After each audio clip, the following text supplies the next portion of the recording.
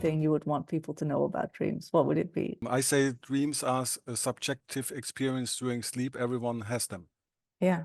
And the basic idea is that you can learn from dreams. It's like you learn from subjective experience you have during your waking life.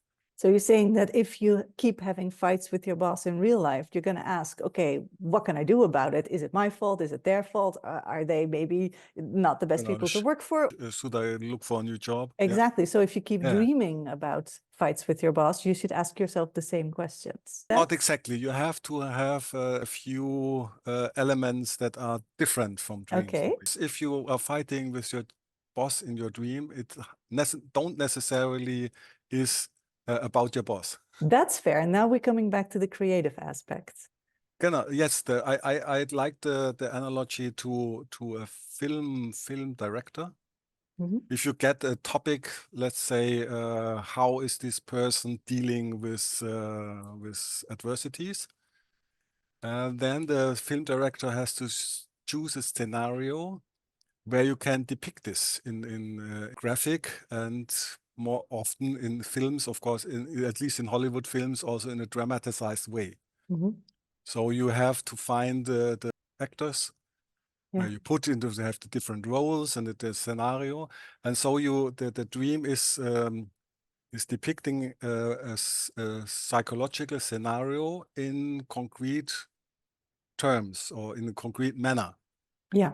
And for this you have to have actors. So this is but it call also the mother or the family member or the boss or a friend.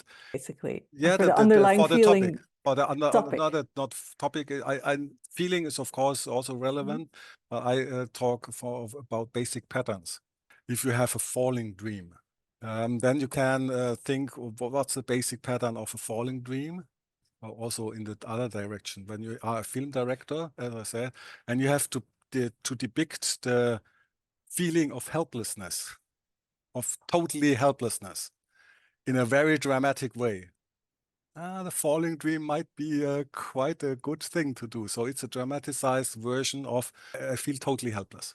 So that would mean that a falling dream for me, who's afraid of falling off tall cliffs, would be definitely that. But a falling dream for someone who does skydiving for a living would be like, meh, everyday life. Yeah, that might be the case. Yeah. Okay. Because I'm not sure whether a skydiver can also have falling dreams, because I don't have the Fair enough. So they'd have like different elements to depict the same feeling. Might be the same option.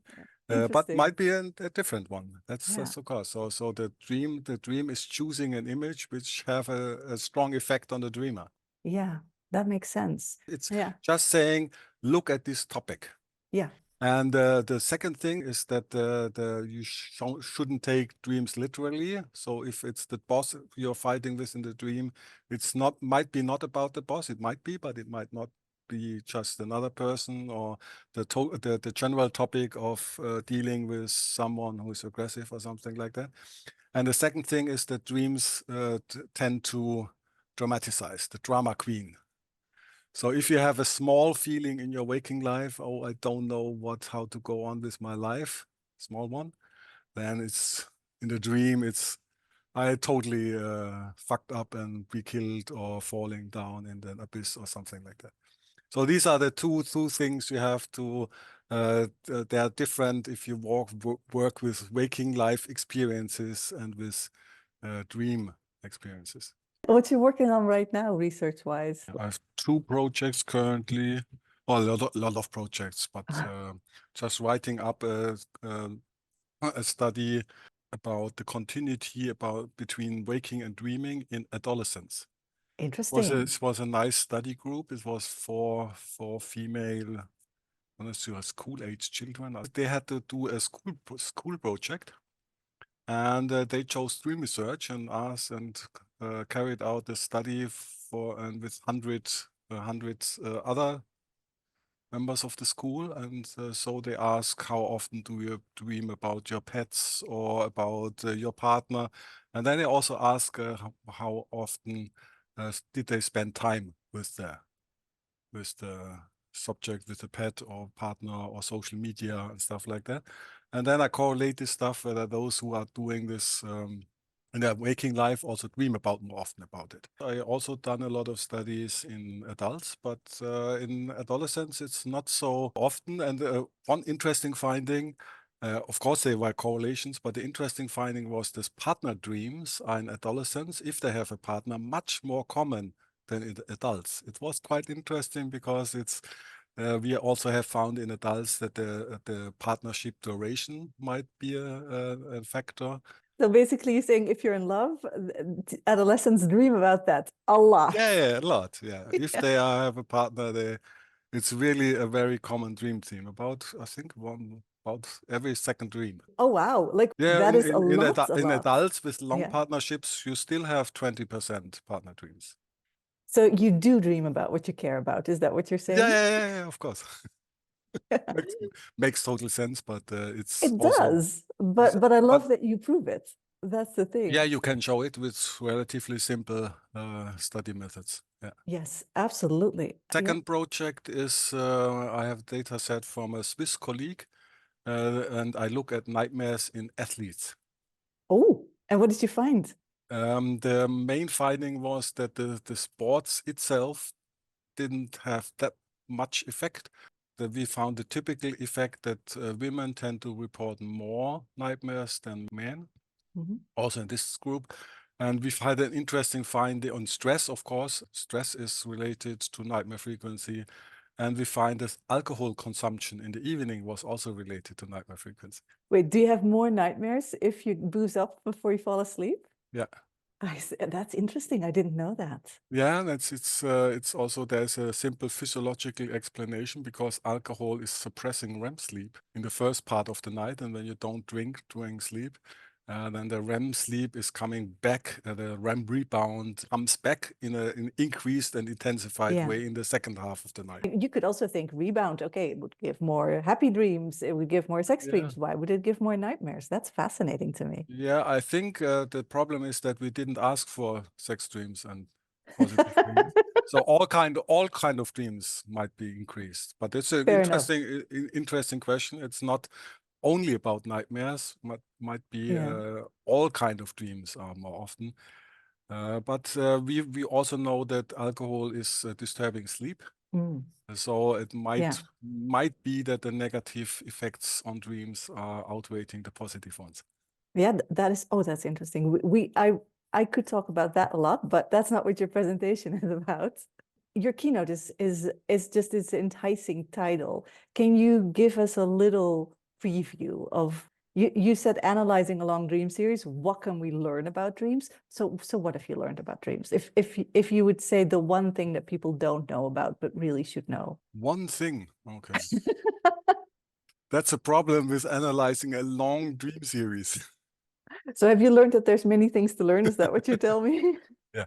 Now, I think the main idea is that dreams, because most of the research is about the continuity between waking and dreaming.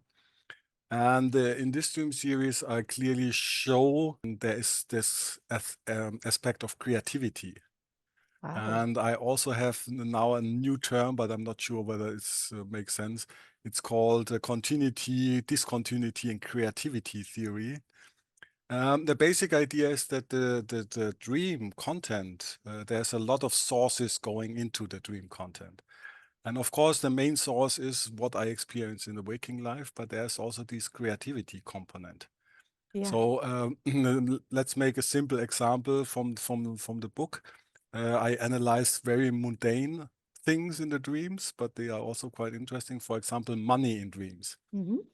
So the first thing you can, oh, I don't need money in dreams. Why should I have dream about money? But it's quite often, at least in my dreams, I think 8%, if I can remember correctly.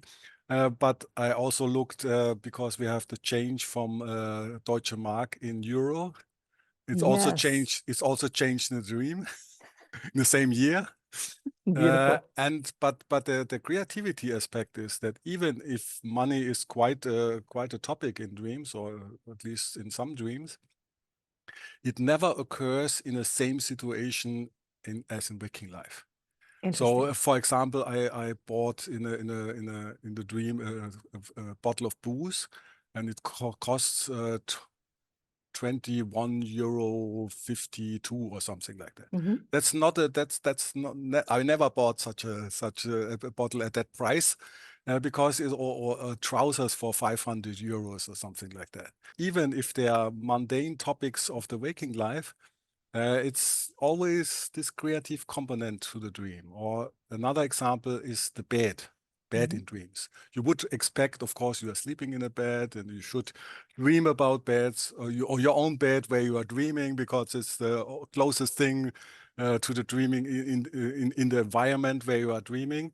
But their own bed in their own bedroom, very rare. I dream often about beds, but they are in the hotels or in other cities. Or the dream really tends to include topics that are not too mundane. So it's always this creativity aspect. So that's what I think that's the main topic, that even if you look at very mundane things, there's always creativity in dreams. That is fascinating. I like that statement. I might quote you on that one if I do.